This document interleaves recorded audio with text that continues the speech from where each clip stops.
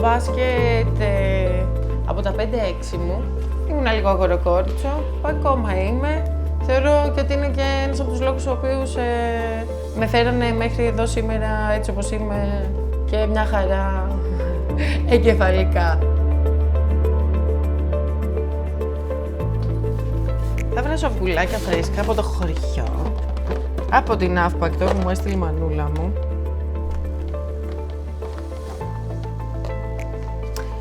Έχω μεγαλώσει στην Αύπακτο, είμαι γέννημα Φρέμανα Αύπακτο.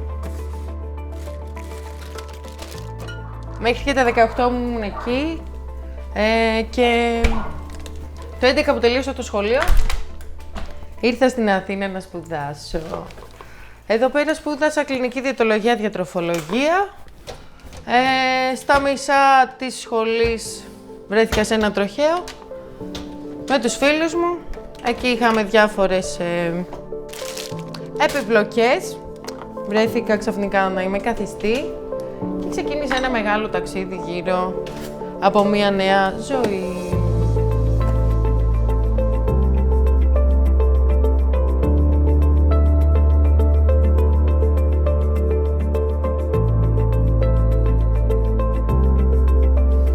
Ο φίλος μου που οδηγούσε εκείνο το βράδυ έφυγε στο τροχαίο μας. Η κολλητή μου που ήταν τα γενέθλιά της μόλις είχε γίνει 22 και μόλις δεν ξέραμε αν θα συνεχίσουμε να γίνουμε και 22 όλοι μας, να σου πω την αλήθεια, όσο περίεργο και να ακούγεται. Βέβαια, μέσα στην ατυχία μας ήμασταν τυχεροί γιατί τουλάχιστον οι 3 από τους 4 είμαστε ακόμα εν ζωή. Εγώ, ας πούμε, καλούμε να ζω καθημερινά όντας παραπληγική, δηλαδή δεν κουνάω τα κάτω άκρα του σώματός μου.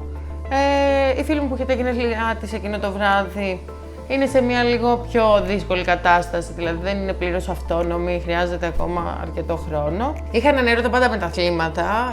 Μικρή ήθελα να γίνω γυμνάστρια σαν τον μπαμπά μου. Πάντα είχα μια κλίση στο να πηγαίνω, να δοκιμάζω πράγματα, να βλέπω. Οπότε και μετά το συμβάν που έπρεπε να κινηθώ διαφορετικά, δεν σταμάτησα να θέλω τέτοια πράγματα. Οπότε προφανώς είχα πρώτα να ξεσκαρτάρω μια δουλειά του στυλ ότι τι έχω κάνει μέχρι στιγμής και θέλω να ξανακάνω και πώς θα πρέπει να μάθω να το ξανακάνω, ξέρω εγώ, διαφορετικά κλπ. Είναι κάποια μέρη, κάποιες παραλίες, κάποια κατσικοβούνια, δεν ξέρω και εγώ πώς θα το πω, τα οποία εντάξει, προφανώς και γνωρίζω ότι δεν μπορώ να πάω πλέον με τα πόδια μου, ούτε μπορώ να πάω στην Πάρνηθα να κάνω διαδρομές όπως έκανα, αλλά μπορώ να πάω με το αυτοκίνητο να κάνω την εκδρομή μου. Είμαι τις γουρούνες, δηλαδή δόξα τω Θεώ έχω και τρελούς φίλους, οπότε one way or another θα τα κάνω, απλά μπορεί να μην τα κάνω αυτό πάντα μόνη μου ή να χρειάζεται να είναι και κάποιους άλλους μαζί.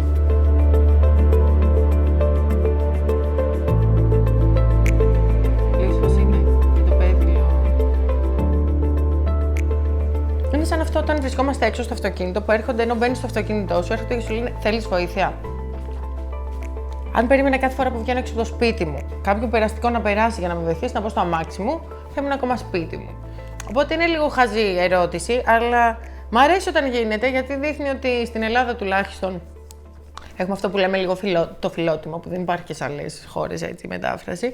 Αλλά μ' αρέσει γιατί δείχνει ότι γνωρίζουν ότι δεν υπάρχει πρόσβαση εκεί έξω και ότι είναι δύσκολα τα πράγματα, ας πούμε, για άτομα με αναπηρία. Και όταν βλέπουν ένα άτομο με αναπηρία να είναι έξω ενεργό, ξέρω εγώ, και να προσπαθεί όντως να συνυπάρχει σε μια ρουτίνα και καθημερινότητα μαζί με τους άλλους ανθρώπους εκεί έξω, νιώθουν και αυτοί λίγο άσχημα γιατί είναι κομμάτι του προβλήματος, του δικού μας προβλήματος. Οπότε δηλαδή και να σέβονται αυτοί διάφορα πράγματα γύρω από την πρόσβαση, ας πούμε, δυστυχώς δεν υπάρχει. Δεν μ' αρέσει να γίνομαι κακιά και ούτε να φωνάζω, ούτε να εκνευρίζομαι. Όταν εκνευρίζομαι, φαντάζομαι από τα νεύρα μου, κλαίω. Γιατί δεν μ' αρέσει να με φέρνουν σε τέτοια θέση. Ναι. Αλλιώς, άμα σεβόντουσαν γενικά τα πράγματα γύρω μας, θα ήταν όλα πολύ καλύτερα. Ίσως να μην υπήρχε και αναπηρία, γιατί όταν πας κάπου που υπάρχει πρόσβαση, η αναπηρία δεν υπάρχει. Είναι δύο αντιστρόφως ανάλογα ποσά. Όσο η πρόσβαση δεν υπάρχει και πέφτει και είναι χαμηλά, η αναπηρία είναι ψηλά. Όσο υπάρχει πρόσβαση εκεί έξω και μας δίνει την ευκαιρία να βγούμε, να είμαστε εκεί έξω κι εμείς κανονικά όπως όλοι οι άλλοι πολίτες, η αναπηρία χάνεται σιγά σιγά.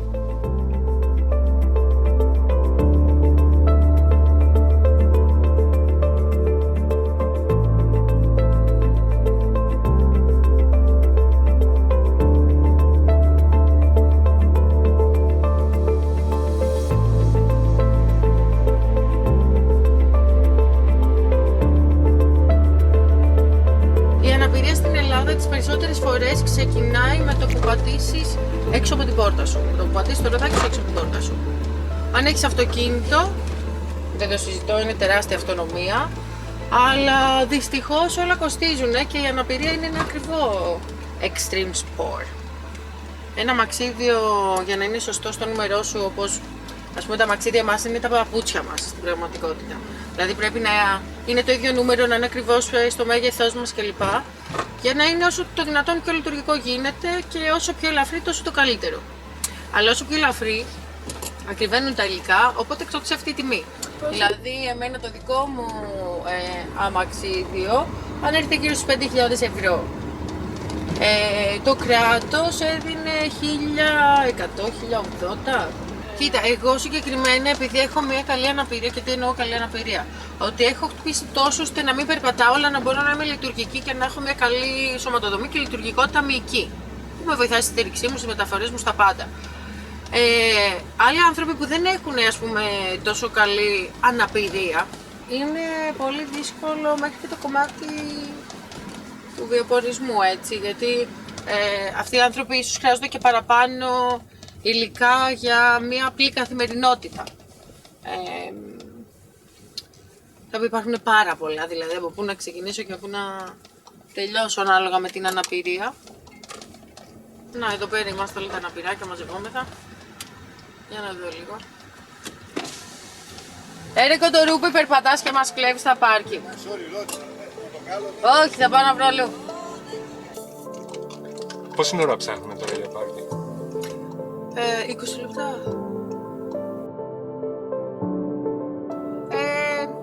Είναι ανάλογα, γιατί σήμερα ας πούμε έτυχε να έρθουν και τα παιδιά γενικά με ένα... Έφυγε. Τι καλά.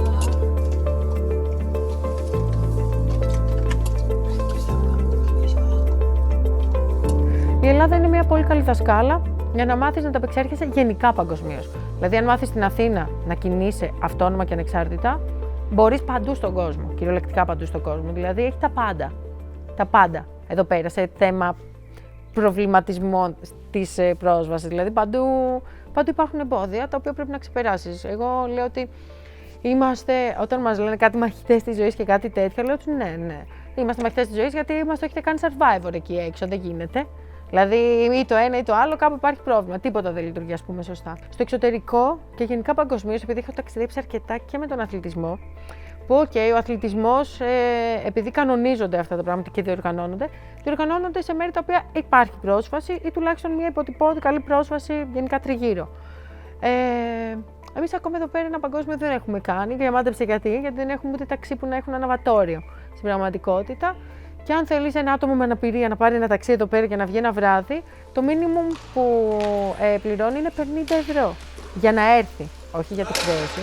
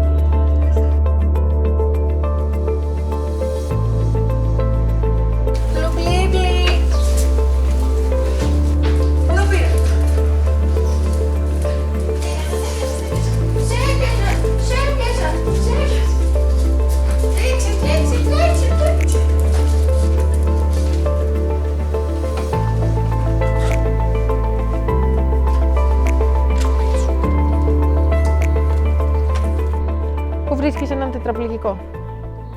εκεί που τον άφησες. Δηλαδή, είναι κάτι τέτοια, ας πούμε, ανεκδοτάκια, κάτι... Ο άλλος, άμα του τα πεις, ας πούμε, θα κριντζάρει στην αρχή. Θα κριντζάρει γιατί σου λέει τώρα γελάμε, τι γελάμε, ήταν αστείο, δεν ήταν αστείο, γιατί του φαίνεται και τόσο αστείο. Και επειδή υπάρχουν αυτά τα κλισέ, έχουν μείνει, δόξα τω Θεώ, υπολείμματα από το παρελθόν αρκετά. Κοίτα, εσύ, ας πούμε, ακόμα και τώρα θα σκαλώσεις να πεις την ανάπηρη κοπέλα εκεί πέρα. Δηλαδή θα πεις το κορίτσι εκεί ή η κοπέλα εκεί, ή θα πεις κοπέλα με το καροτσάκι. Τέρμα λάθος. Και γιατί το καροτσάκι? Γιατί το καροτσάκι είναι κάτι που κουβαλάει, ας πούμε, κάτι που το χειρίζεται κάποιος για να μεταφέρει πράγματα. Ένα μωρό, μπάζα. Στο σούπερ μάρκετ αυτά είναι καροτσάκια, δηλαδή τα χρησιμοποιήσει όντως για να μεταφέρεις κάτι. Ενώ αυτό που καθόμαστε εμείς είναι αμαξίδιο, όπως το αμάξι, επειδή είναι manual. Δηλαδή το χειρίζεσαι ο ίδιος ο χρήστης. Δεν είναι ειδικές ανάγκες, γιατί δεν είναι ειδική ανάγκη, ας πούμε, το ότι εγώ θέλω να πάω στην τουαλέτα ή στον πρώτο όροφο και δεν υπάρχει πρόσβαση. Είναι κάποια ειδική ανάγκη? Όχι. Απλά δημιουργείται μια ειδική ανάγκη. Οπότε, γενικά η κοινωνία βάζει στη θέση έναν άνθρωπο με αναπηρία, δηλαδή τον καθιστά ανάπηρο, μόνο και μόνο επειδή δεν υπάρχει πρόσβαση. Αν υπήρχε πρόσβαση, δεν θα υπήρχε αναπηρία. Αχ, οι κλασικές αυτές ατάκες, αυτό που λέγαμε κιόλας, το κρίμα ωραία κοπέλα, το περαστικά, το θα βοηθήσω ο Θεούλης να γίνεις καλά, το ήριος της ζωής, το δύναμη ψυχής. Το χιούμορ μεταξύ μας, εμείς οι ανάπηροι, το έχουμε πολύ πιο εύκολα, αλλά εντάξει, αν κάποιον δεν το ξέρεις και σου κάνει έτσι χιούμορ, εγώ θα το δεχτώ πάρα πολύ ευχάριστα κιόλας, αλλά υπάρχουν άνθρωποι που δεν μπορούν να το δεχτούν. Και να σου πω, είναι και πολλοί άνθρωποι οι οποίοι δεν έχουν μπορέσει ακόμα να ξεπεράσουν από την εικόνα τους μέχρι το ότι δεν υπάρχει εκεί έξω κάτι έτοιμο για αυτούς, ας πούμε. Είναι αυτό που σου έλεγα και πριν. Κολύμπα. Κανείς δεν περπάτησε χωρίς να μπουσουλήσει και χωρίς να πέσει, δεν γίνεται. Οπότε κολύμπα. Άμα θέλεις να ζήσεις, η ζωή είναι εδώ έξω, αχ, ωραία, αλλά κολύμπα.